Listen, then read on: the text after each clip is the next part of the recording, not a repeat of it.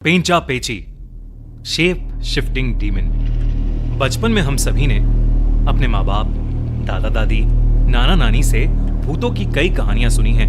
पर सोचिए कि क्या हो अगर एक दिन ऐसी ही एक कहानी सच हो जाए। 21 साल के शुभजीत के साथ कुछ ऐसा ही हुआ।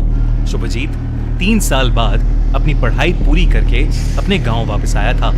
शुभजीत वैसे तो बंगाल के पुरुलिया डिस्ट्रिक्ट के एक छोटे से गांव का रहने वाला था, पर पढ़ाई के सिलसिले में वो पिछले 3 साल से कलकत्ता में रह रहा था। शुभजीत को अपना गांव बहुत पसंद था, क्योंकि जहां शहर में हर जगह बिल्डिंग्स ही बिल्डिंग्स थीं, वहीं उसके गांव में चारों ओर जंगल ही जंगल थे, जहां की हरियाली और खुली हवाओं में उसका मन खुश हो जाता था।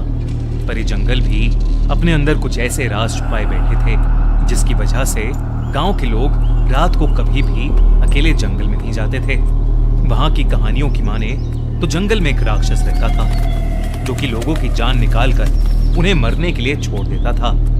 लोग कहते थे कि गांव में जो भी पूर्णमासी की रात को उस जंगल में गया है, वो कभी भी जिंदा वापस नहीं लौटा।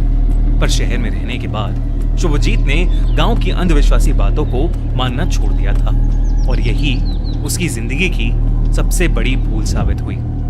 शुभजीत को एक दिन एक ईमेल आया, जिसमें लिखा था कि उसकी कोलकाता में एक कंपनी में नौकरी लग गई है और उसे 2 दिन बाद ही कंपनी में रिपोर्ट करना था। शुभजीत के माता पिता उसी दिन सुबह सुबह एक शादी के लिए उड़ीसा चले गए थे, तो उसने सोचा कि वो अगले दिन ही कलकत्ता के लिए निकल जाएगा, ताकि वो एक दिन पहले जाकर आराम से वहां सेटल हो जाए और ऑफिस के पहले दिन की तैयारी भी कर ले।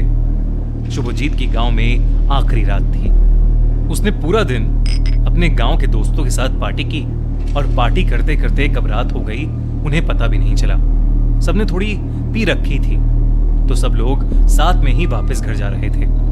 शुभजीत के एक दोस्त मोंटी का घर बिल्कुल जंगल के रास्ते से सटा हुआ था। सब दोस्त जैसे ही मोंटी के घर पहुंचे तो उन्होंने देखा कि शुभजीत उनके साथ नहीं था। उसके दोस्त उसके लिए परेशान हो गए और उसे आसपास ढूंढने लगे। पर शुभजीत को मोंटी के घर के पास आते ही जंगल से एक आवाज आई।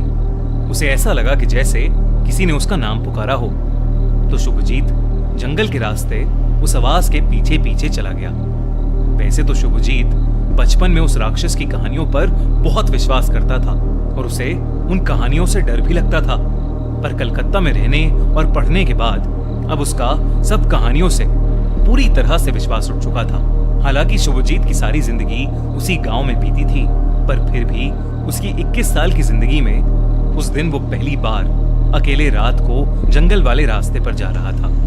उस जंगल में जाते हुए उसने रास्ते में एक सिगरेट जला ली। जैसे ही उसने लाइटर से सिगरेट जलाई तो माचिस जलने के साथ साथ शुभजीत को जंगल के सन्नाटे में एक उल्लू की आवाज आई। शुभजीत सिगरेट पीता पीता चल रहा था और अब कम से कम आधे किलोमीटर की दूरी तय कर चुका था कि तभी शुभजीत की सिगरेट के धुएं को चीरता हुआ वहां से कुछ गुजरा। क्योंकि सर्दी का मौसम था, तो रात को ऐसी हवा का चलना आम बात थी, इसलिए शुभजीत को लगा कि वो बस एक हवा का झोंका था। उसने अपनी सिगरेट बुझाई और जैसे ही अगला कदम बढ़ाया तो उस उल्लू की आवाज और तेज हो गई। शुभजीत अब थोड़ा घबराने लगा था। तभी उसने देखा कि पेड़ की डाली से 2 बड़ी बड़ी आंखें उसे घूर रही हैं, जैसे किसी उल्लू की आंखें हों, पर बहुत बड़ी, लाल और भयानक। उन आंखों को देखकर शुभजीत और घबराने लगा और जंगल के रास्ते से वापस मुड़ गया। वो कई देर तक चलता रहा, लेकिन वो उस जंगल से बाहर नहीं निकल पा रहा था।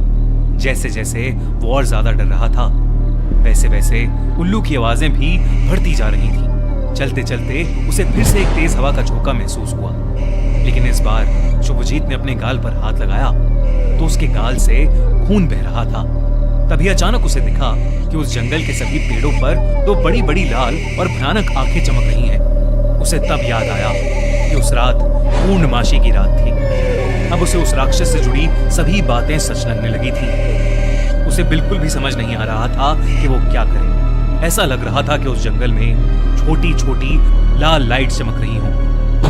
वो जोरों से जंगल से भागा और अचानक से उस जंगल में से सैकड़ों उल्लू अपनी तीखी आवाज निकालते हुए हवा में उड़ने लगे और उसको उन उल्लुओं ने चारों तरफ से घेर लिया।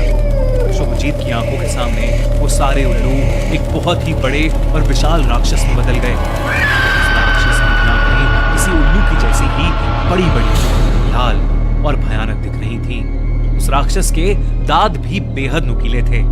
शुभजीत के उस राक्षस को देखते ही रोंगटे खड़े हो गए। इससे पहले शुभजीत कुछ कर पाता, उस राक्षस ने अपने दोनों पंजे लिए और उसने तेजी से शुभजीत को नोच डाला।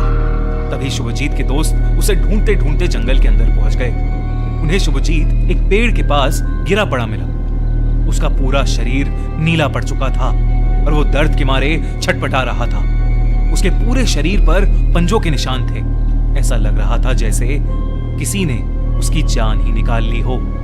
उसके दोस्त उसे फौरन हॉस्पिटल ले गए और कुछ दिनों के इलाज के बाद वो थोड़ा बेहतर हो गया। शुभजीत ने जब लोगों को अपने साथ हुआ किस्सा बताया तो सब हैरान थे। गांव के बुजुर्गों ने कहा कि वो राक्षस पेंचा पेची है, जो उस जंगल का एक ऐसा भूत था जो पूर्णमासी की रात को लोगों के जंगल में अकेले होने का इंतजार करके एक उल्लू के रूप में आकर अपने शिकार का पूरा खून चूस लेता है। ये सुनने के बाद सबको पेंचा पेची राक्षस पर यकीन हो गया। शुभजीत तो अपने दोस्तों की वजह से उस रात बाल बाल बच गया, लेकिन वो कभी भी पेंचा पेची की खौफनाक आंखें नहीं भूल पाएगा।